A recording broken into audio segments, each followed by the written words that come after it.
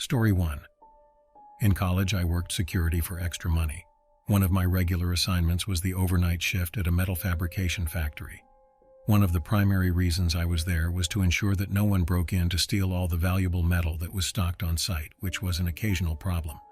That, in turn, involved checking the perimeter fence for damage at least once a shift. That couldn't be done effectively by camera. It instead required physically walking the fence. So it was that one night I was walking the perimeter fence in the middle of a thunderstorm. My attention was on the beam of my flashlight illuminating the fence as I walked past, so I wasn't really focused on where I was walking, despite walking through grass that was a bit over my waist. Apparently, I just stepped awkwardly on a patch of particularly slick grass or mud as I was heading downhill. But before I knew what was happening, I had slid feet first into an open storm sewer. Some asshole had stolen the manhole cover recently, and the edges around the opening were wet with rain and mud thanks to the storm. Let me just take a moment to explain this storm sewer. First off, it was shaped just like an oubliette. If you're not familiar with what that is, picture a concrete cell that is shaped like a jug, a small opening at the top with sides that slope inward to prevent someone from crawling out. In this case, the bottom was maybe 10 feet square, and the opening for the manhole was about twice the normal width in the center of the ceiling. There was no ladder attached, and the fall was maybe 20 feet down. At the bottom, the floor was sloped to form 2 trenches in the shape of a cross. There were sewer channels going off in 4 directions, but they were only maybe a foot wide across and were blocked with metal grates.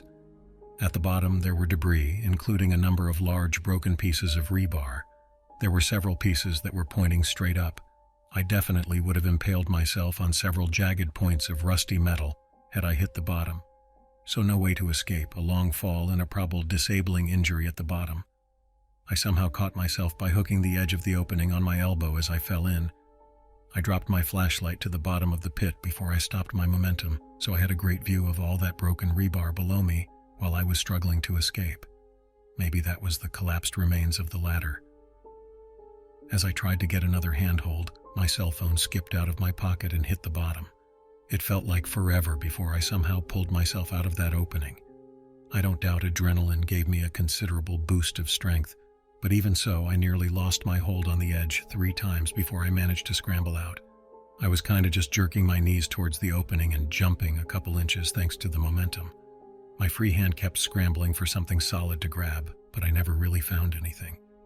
I'm honestly not sure how exactly I pulled myself out just using the surface tension between the mud and concrete and my hands and forearm.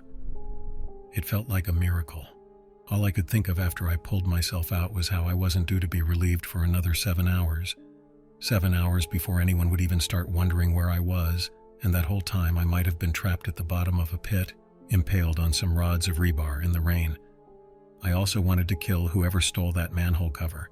And yes, I did finish my shift after spending some quality time with a first aid kit and sewing some gashes in my uniform closed. I never did get my cell phone back, though luckily that was my company-issued one. Story 2. I was in Vegas last year with my brother. We both like to party hard, still in our 20 AES. Walking down the strip, I see 2 guys with backpacks on. I know what that means. I say, "Damn, wish we had some weed." They immediately turn around and offer us other things as well. And we took down his number to get other things later in the night. Hours later, after tons and tons of booze and stuff, we call this guy up for more. When we met these 2 guys, they were on foot. The second time, though, we had to meet them in front of a hotel because they were driving. So he tells us to hop in for a few so we can get what we need without people watching. Now at this point, my brother and I are fucked up and don't realize what's happening until it starts to get dark. We had only been driving for 10 minutes, but we were obviously off the strip, away from the lights, people, anything. This guy is driving like a goddamn maniac, with music blasting, so it was a bit distracting. My brother finally asks them where we're going. They say we're heading to a liquor store real quick, and then they'll drop us back off. But it seems like we're in the middle of nowhere. Finally realizing the situation we're in, we open the doors while we're stopped at a light and run to the only thing we see, a gas station. We flagged down a cab that drove by a few minutes later, which he says is illegal, but we were obviously in need of help. After we told him what happened, he calmly tells us, "There is no liquor store over here." It was the worst and best feeling ever. We narrowly escaped God knows what and stayed silent for the rest of the night. In short, don't get into cars with strangers, especially while under the influence. Story 3, I went to see a movie with a friend of mine. It was dark when we got out of the movie and she offered me a ride home, but it was pretty short walk, nice night, and I live in really safe town, usually. So I start to walk home. I guess I should mention I'm a woman, and a particularly small one. About 2 blocks into my walk, I hear yelling and screaming, moaning. I look and these 2 guys in hoodies are kicking something, but I can't see what because there is this short cement wall blocking my view. They shout something, not at me, and take off in the opposite direction, so I run to where they had been. That all happened very quickly. I get there and there is this homeless man. It's really dark, but he's obviously hurt badly. He has a blanket. He was clearly sleeping when these guys came up and attacked him. I actually recognized him, not by name, but it's a small town, and I've seen him around. He gets up and grabs his blanket and looks around for a minute. I try to talk to him, but he just can't really talk to me. He's quite mentally ill and has now been hit in the head, and he's just terrified. He takes a couple steps as I'm calling 911 and ends up under a streetlight. His head and face are covered in blood with some dirt caked over it. To the point I can't see any skin on his face. He's way too spooked to let me try to help. I'm explaining to 911 the situation, but mostly just begging for an ambulance. They want to know about the 2 guys, of course, but I didn't see them well, and I have this guy bleeding from his head in front of me. And then he starts walking. I have no way to stop him, so I just follow a little bit behind because I don't want to be an extra thing that terrifies him. But I also need to update 911 where we are. We made it like 8 blocks before the fire truck intercepted us. I am shocked he makes it that far. No one else is out. 911 keeps wanting me to give a more detailed description, which is the one point I lost it a little bit. He's the only guy covered in blood walking down street. Sorry, 911 operator. I cannot describe how relieved I was when the fire truck showed up. The police talked to me for a little bit. Then they left. The guy had been transported and the fire truck was gone. All of the sudden everyone was gone and I was just standing there on an empty street in the dark. I took a step to start to walk home, now farther than where I started, and decided to call my friend instead. She drove back and took me home. The guy with the head injury lived. The 2 terrible humans who did that were never caught. Story 4. So when I was a kid, we had a trampoline, which meant we always had friends over playing on it. One night my mom left to take a friend home. My brother and I were like 10 and 12 at the time, old enough, so we stayed outside playing when she left. We lived in a very dense subdivision, so the trampoline was on the only piece of grass between our back patio and an alleyway that ran behind the houses. It was just getting dark and a car passed through the alley, and my brother waved emphatically at the driver. I jokingly scolded him, saying, "Stop that, we might get abducted." Then from the bushes on the other side of the alley, a male voice said, "Yeah, you might get abducted." We bolted faster than I thought humanly possible from the trampoline and into the house. Peeking out the window on the back door, we saw a middle-aged man in the bushes motioning for us to come out. We of course did not, and instead locked all doors and ran upstairs to my brother's room and armed ourselves with a baseball bat and called our mom. She obviously called the police and sped home. When the police arrived, they didn't find anyone in the bush. Their theory was that the college kids living on the other side of the alley were just playing a prank. There was a fence there, though, and that man was on our side of the fence and was not college age. So terrifying that that man had probably been watching us from that bush all evening. Chills to this day. Ugh. Story 5. I was home for the summer from college, and my mother and brother had just headed out for a few-day trip to visit colleges. This meant I was to take care of my father. Dad, something was clearly wrong, but we couldn't tell what. He had Parkinson's, but it was more than that. But we figured I could handle him. This is when I came to realize something in his broken mind hated me with a passion. He wouldn't listen to anything I said. Now I admit I was pissed off, so I wasn't doing a terrific job, but even simple things like getting him food was an hour-long ordeal that ended with us shouting. This last time I called Mom on the house phone because at least he'd listen to her. I gave him one phone and I was on another, yelling at each other through it, even though we were 5 feet apart. Poor Mom trying to referee from a few hundred miles away. Finally, Dad hangs up his phone and hands it to me. Oh, he's done, thank God, I think. But then he tries to take the still active phone from my hand, which I refuse. And that's when it happens. It gives me chills to this day. A change came over him. It was subtle, but he stood slightly straighter. It was like for a moment someone else was in his body. He stared at me and in the most calm, cold voice I have ever heard said, "I'm going to kill you." There was no emotion behind it. There was no energy. He said it as fact. I was stunned. Mom heard it over the phone. As I stood there paralyzed, her voice broke through in a whisper. "Key, run." I threw the phone at Dad, rounded the corner, and grabbed my keys. My car screamed out of the driveway. It was pure animal instinct for me at that point. I had to run, because if I stayed there, Dad didn't really remember what happened. He was confused as to why I was suddenly gone. I have no idea what went on in his head at that moment, but I stared into something back there. Story 6. When I was younger, around 8 or 9, I went over to my best friend's house for a sleepover. Her parents had just recently gone through a messy divorce, and her mom reached out to mine and thought it was a good idea she had some friends to spend the night with since she was apparently experiencing frequent night terrors. I only found this out until later on. We'll refer to her as L. So there's about 6 of us, and we're in L's attic spending the night. After all the junk food and gossip, we decided to sleep since it was around 3 a.m. Right before deciding to sleep, Elle mentioned the reason why her parents were getting a divorce is because her dad cheated on her mom with the mom's hairdresser and the mom kicked him out and changed all the locks. She said she was scared of him showing up because of how loud he would always yell. I felt so sorry for her having to go through that. We all tried to make her feel better and safe, but then decided it was time to sleep. I'm usually the last one to fall asleep, so as I was drifting off, I feel someone nudging my shoulder asking me if I'm okay, and I said, "Yeah, I'm fine, why?" Still with my eyes closed. And the person says, "Wake up, don't sleep yet, I can't sleep." So I opened my eyes to see Elle standing above me with her eyes closed.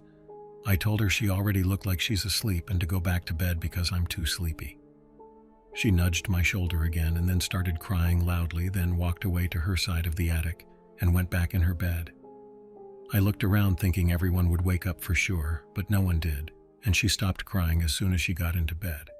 I stayed there frozen for so long thinking she would wake up again or do something different. Then I got worried, so I walked over to her side and happened to look outside the window to see a man standing by a tree in their front yard, just standing in all black and looked like he was waiting. I never made it to her side to check on her. I sprinted back to where I was and just sat there. Needless to say, I never slept that night, and to this day I'm still confused as to why no one else woke up when she cried, and why she made it to my side without making any noise, seeing as the floor creaked a lot anytime someone moved. She had no idea what I was talking about when I asked her in the morning. Her mom denied everything. I felt like I was going crazy until my mom explained her night terrors to me. She freaked when I told her about the man waiting outside. We assumed it was Elle's dad, but who knows. Story 7. We were in a creek with my husband's friends the week after we all graduated HS. This was a pretty common thing for us to go down there, drink, swim, hook up, whatever. It was an isolated area. We weren't bothering anyone, no one drive drunk. The cops basically ignored it unless we were causing trouble. All of the boys I was with were the kind who kept fishing poles in their truck and loaded up shotguns ready for their next hunting trip. One of these guys gets the bright idea to show off his new gun, we hadn't been drinking that time, by shooting it across the creek. Cue the loudest gunshot I've ever heard. We hear another loud noise right after, but don't think much of it. One of the guys gets worried and says, "We should probably go. The cops will show up soon." They all jump in their trucks and I follow. The line of cars stops as we get to the bridge. I get out of the car and see a Mustang, a girl sitting by it crying uncontrollably, and my husband and his friends talking to her, one of them holding a phone talking to her, dad, brother, boyfriend, a man. And a stranger is talking to 911, telling them where we are and that she's totaled her car. You might feel bad for her at this point. The gun probably scared her, right? We shouldn't have been goofing off like that, and then she wouldn't have wrecked there. That's probably true. She wouldn't have wrecked there. And I take solace in that fact. This girl was crying, insisting that this kind of thing can't happen to her, swearing up and down that she's a race car driver. Truthfully, she sounded like a doped-up Ricky Bobby. It becomes immediately obvious that she's impaired, like 7 types of pills and 3 joints impaired, but she also reeks of whiskey, which is open in the car. This girl was full-level fucked up. This information is relayed to the man on the phone. He flips and demands that we stay there. He tells the guy on the phone that he needs to take the fall for her, The girl thinks this is a great idea. Little do they know the guy is 15 and definitely doesn't have a license. He refuses to do that and tells him good luck, and yells at the rest of us to get out of there as quickly as we can because they want to pin it on someone else. I don't know how they planned on doing that, but I never found any arrest in the area related to the incident, so who knows what actually happened. It doesn't make sense to ask a complete stranger to help you cover. Oh, and in the same place, my husband and I wanted to spend a night alone before I left for school. This guy comes along with a 30-pack and wants to hang out and drink a beer. We should have left, but we had done enough drinking of our own, and my husband had met him a couple of times before. He hung out for a bit before taking off on his motorcycle. The next week, he got drunk in the same place, got in a fight, and killed the other guy. Story 8. Growing up, my parents were in the U.S. Navy. When I was 8 or 9, we moved to Flower Bluff Naval Air Station outside of Corpus Christi, Texas. From the get-go, my older brother and I hated the place. We both would have the sensation of being watched. There was odd noises and smells randomly. We would hear chattering between people, not loud enough to hear what was said, but loud enough to hear distinct voices. We shared a room for a bit. At night, we would hear a constant tapping noise. It reacted to us yelling at it, telling to stop or whatever. Sometimes it would stop. Others it would get more intense, like it was mocking us. It would frighten my brave big brother to the point of going to sleep in our parents' room. I myself was so paralyzed with fear, I would just lay there eyes closed and pretend to sleep. Even though he insisted I should get out with him, we would see moving shadows. On 2 very distinct and memorable occasions, I saw full-figured shadowy apparitions. Things would be misplaced, something even our parents noticed and blamed on my brother or I. I am pretty sure my parents heard or saw things too, but either just shrugged it off as adults do, or didn't make a deal of it as to not frighten U.S. kids. The place was haunted, bottom line. I remember going to visit my grandparents in Florida one summer. It felt great to be out of there. I had a long discussion with my mom one day that started with me asking what it meant to be paranoid, and me telling her I thought that maybe I was mentally ill. That's when she started taking our complaints more seriously. Imagine your 10-year-old telling you he thinks he's paranoid, sees and hears things. It wasn't fun for her, I'm sure. Dad still shrugged it off, said it was overactive imaginations and the horror movies Mom rented for us when he had an overnight duty shift. Things stayed constant like that for a while. All the odd occurrences. My brother became a teenager and needed his own space. So I moved into what was then the computer office room. The computer stayed and will be important in just a bit. We had a dog named Sally, who I treasured when I had to sleep alone in that room. She kept me safe and sane. She knew something was up. She was never more than a foot behind me. She slept on my bed, played on the bath mat when I showered. She was always there. On more than a few occasions, when I was in that room, she would growl at the closet, at the window, or the corner across from my bed. I really believe she kept me safe from something angry, if not pure evil. If not for that lil mutt, I damn well could have lost my mind. She was my savior, and I will cherish her forever. Her ashes sit in a pine box in my man cave at home as I type this. One summer night, she had woken me up. She was trying to get under my blanket, pawing and nuzzling. She had her ears back, hair standing, and was shaking and whining. Something scared her to her doggy core. It scared me too. I closed my eyes hard and pretended we were elsewhere. I managed to drift back to sleep. Sleep was interrupted again later that night. I awoke to what I can now describe as a cacophony. The window behind my bed had slammed closed. I opened my eyes in surprise. The old computer was on. It was a DOS computer. For you kids, there wasn't a graphic interface. You had to type in commands to open programs. The keyboard was clicking away with random characters typing onto the screen. I howled in fear. I cried for my mom and dad. Mom tells me she thought I was being murdered. My still skeptical dad came rushing in. He saw the computer, saw the characters appear on screen, heard the mechanical clicking of keystrokes. He lunged at the power supply and turned it off. The computer remained on for just a few seconds, but it seemed like forever. As the screen went dead, there was this noise. I still can hear it when I'm alone in the dark. It was this guttural groan. It sounded as if someone was being choked with lungs full of water. It was the most frightening thing that happened. Then, the clicking stopped, as did my father's skepticism. A few days later, some naval officers came to visit. I didn't know at the time, but one was a child psychologist, the other was a chaplain. They talked to my brother and I together and separately. I remember how odd some questions were, like asking if adults had ever touched us. Then we talked openly about things we saw and heard in the house. The chaplain seemed most interested. Brother and I both had a few visits with the psychologist in the hospital as well. After their first visit, though, we stayed in a Holiday Inn on the beach. It was such a relief. We never went back to that house. In a rather unprecedented event, and after several talks with the chaplain and doctor, the Navy granted my parents an allowance to pay for off-base housing. Turns out our complaints weren't the only ones. For years there had been numerous claims in housing, the sailors' work areas, all over the base. Ours was probably just the most serious. The housing area was demolished not long after my dad was restationed and rebuilt on the other side of the base, until the base itself was closed down at the end of Clinton's second term. Years after, when the internet was burgeoning, I did some research with my brother. Turns out in 1900 or 1901, I don't recall exactly, the area was hit by a hurricane. It was one of the largest civilian loss of life events in American history, only to be beaten by Hurricane Andrew. The base we lived on was hit terribly hard with hundreds of deaths in a small area.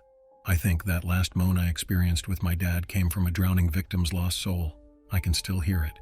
It still chills me every time. Thank you for reading this long post. You can believe me or not. I don't care. It happened, and I hope no one ever has to go through that. And thank you, Sally, for keeping me safe every night. Love you. Okay, so I just looked again. It was Hurricane Galveston in 1900. To this day, it remains the deadliest natural disaster in U.S. history. Story 9. I've had some weird things happen to me, but the creepiest thing happened during my winter break of my freshman year of college. This winter, everything seemed darker, is how I'd put it. My entire house seemed darker. I was very depressed. I was diagnosed with depression when I was 13, but hadn't been depressed in a long time until this point. My family was snapping at each other more than normal. You get the point. But the weirdest thing was that I became scared of the dark. This is weird because I have blackout curtains and am used to falling asleep in pitch black, cave-like darkness. But this winter I couldn't. I would leave the hall light on and my door open. I had to check under the bed and in the closet. You get the picture. But there wasn't any reason for me to feel this way, ever. Now I live on a fairly large property, so sometimes I will go walking around at night. I've been doing it forever, and though sometimes I've been spooked by a squirrel or something, in general it's fine. So one night I'm coming back from my walk and I come in and look up to see a man, clear as day, standing in my living room and looking towards my parents' bedroom door. I can literally describe him perfectly to this day. He had long hair, was wearing gray jeans and a leather jacket. I froze. He turned to look at me, smirked, and then just disappeared. He was gone. I looked everywhere. I made sure all the doors and windows were locked and checked under everything and in every room. No one was there. So I freaked out naturally, because what if I had imagined this man in my house? I couldn't fall asleep and the darkness felt really oppressive and I was shaking and shaking. The next day I bought sage and spread the smoke around the house and it instantly felt lighter. My depression was gone, basically in an instant, and I could sleep normally again. To this day, I don't know who or what that man was, but I'm constantly vigilant to that feeling. Story 10. My mom had a stalker for years. She was maybe in her early 30s. I was about 3, and my brother was around 1 when this started. My dad would leave for work in the morning, and as soon as he was gone, the calls would start coming in. She'd answer the phone, and some guy would be saying all this horribly sadistic and sexual things about what he wanted to do to my mom. She was beyond frightened and didn't know what to do. Sometimes the caller would describe what she was wearing at that very minute or describe what she was doing. My parents were struggling financially, so they couldn't just up and move, but my mom started spending more and more time at my dad's mother's house when he was away. The cops got involved, but they couldn't trace the call. Finally, they were able to save up enough money to move. I was about 6 by this time. The phone number was changed and unlisted in the phone book. This was around 1988 when everyone still used landlines. My mom never got another scary phone call, but she had nightmares about it for years.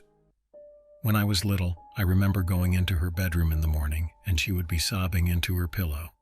I didn't understand it at that point, but she explained later in life that she'd wake up from a nightmare and just shake and cry. A couple months after we had moved, the cops informed us that they finally caught the guy. It was our next-door neighbor's 19-year-old son. He had been in the military but was discharged due to severe mental illness. I guess he was put into some sort of special security home that specializes in mental health. The lead investigator said that the son was obsessed with my mother, and they found a box in his room full of a bunch of photographs candidly taken of her when she was out in the garden or playing with us kids in the yard. It chills me to the bone when I think about it now. Anything could have happened to my mother when my dad was at work, and I'd be too young to help her. Story 11. I was born and raised in the country outside a small northeastern Indiana town. I lived in a house that my grandfather and his brothers built, as well as 4 other homes directly around my house where his brothers and their wives lived back in their time. So by the time I lived in it as a child, it was well into 100 years old and had been remodeled by my grandma and grandpa in the 1970s. So before we lived there, my maternal grandparents lived there. My grandpa was diagnosed with idiopathic cystic fibrosis of the lungs way back in the early 1988s. I was born in 1989, and in 1990 he was blessed with receiving the first lung transplant in northern Indiana. At a very young age, I have 2 distinct memories of him being home with oxygen tubes in his nose and pulling his oxygen tank around the house to sit in his favorite rocker recliner. He passed away in 1991 from rejection, so the creepy part. Back in 2006, I was pregnant with my first child and near my due date. It was during the day and I was really uncomfortable and my hip's lower back was hurting. So I decided to drive to Mom and Dad's and take a nap in their waterbed, thinking the heat may help. So I get there and Mom and I sat in the kitchen, off from the living room, to talk for a few minutes. During a lull in conversation, I distinctly hear a squeak, squeak, like squeaky tires. I kind of nonchalantly look around to see where the noise could be coming from. I don't see anything. I glance at my mom and see she's looking around too. Right as I'm about to ask her if she hears that, I see from the corner of my eye a figure walk past the entryway to the kitchen, walking into the living room. Since I was already looking at Mom, hence why I saw it out of the corner of my eye, I could see she saw something as well as her eyes got that deer in headlights look, and her face went pale. She looked at me and put her finger over her closed mouth like a shh sound, and we both stood up quietly and walked to the kitchen, living room, hall, entryway, and looked into the living room. In the living room, the rocker recliner Mom had was rocking back and forth like someone was sitting in it, rocking. I looked back at Mom with a, "Are you fucking seeing this?" expression just in time to see her hands fly up to her open mouth. I snap my head back around and plainly see my dead, for at this time 15 plus years, grandfather, Mom's dad. Sitting in the chair rocking for about 2 rocks, I quickly glance back at Mom to make sure she's seeing this, and look back and he was gone and the chair was completely still. Legit freakiest thing that has ever happened to me. Was not scared, was just in disbelief. So glad my mom was there or I would have thought I'd gone insane. The end. Thanks for watching. Don't leave before leaving a like to this video. Also hit the subscribe button to support my work. And as always, have a horrific nightmare, my dear.